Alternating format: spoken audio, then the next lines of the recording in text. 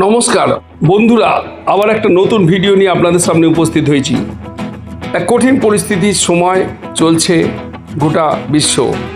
যুদ্ধের দামামা, চারিদিকে বেশ কিছু অসুবিধা, বিশেষ করে গ্যাসের এক চরম সমস্যা দেখা দিয়েছে।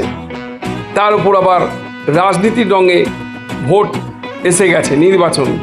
তাই নিয়েই আজকে আমার এই কবিতা একটা লেখা, যা আমি পাঠ করেছি। আপনাদের ভালো লাগবে। ভালো লাগলে অবশ্যই সাবস্ক্রাইব এবং লাইক, শেয়ার, কমেন্টস করতে ভুলবেন না। শুনতে থাকুন আজকের ভিডিও। নমস্কার, আমি সুবীর চট্টোপাধ্যায়। আপনাদের সামনে বারে বারে আসি সোশ্যাল মিডিয়ায়। আমি ফেসবুক পেজে আছি Subir Chattopadhyay, YouTube channel Gurukul sir হিসাবে আমি আমার চ্যানেলে আছি। আপনারা জানেন বিভিন্ন ভিডিও আমি দিই, আপনারা দেখেন, বিভিন্ন পোস্ট আমার থাকে। আজকে আমি আমার একটা নতুন ভিডিও নিয়ে এলাম আপনাদের সামনে।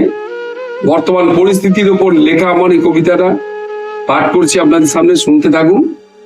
কবিতাটার নাম ভোটের যুদ্ধ, ভাতের আর্তনাদ, কলমে সুবীর চট্টোপাধ্যায়।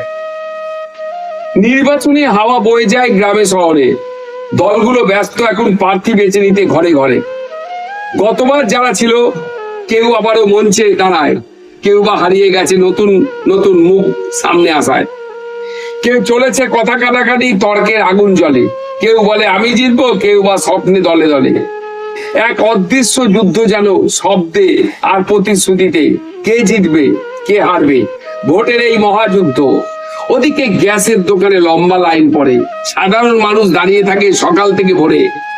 25 দিন পেরিয়ে যায় তবুও সিলিন্ডার নাই, তারপর বলে আরো 15 দিন। এ কেমন বিচার ভাই? চুলায় আগুন জ্বলে না, হাঁড়িতে ভাত ওঠে না, প্রতিশ্রুতির ভিড়ে যেন বাস্তব কিছুই ঘটে না। রাজনীতির রঙিন মঞ্চে চলছে বড় খেলা, কিন্তু মানুষের জীবনটা কেন এত অবহেলা?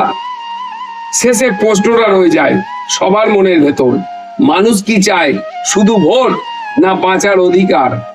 ভোটের আগে কথা অনেক, পরে থাকে না খবর।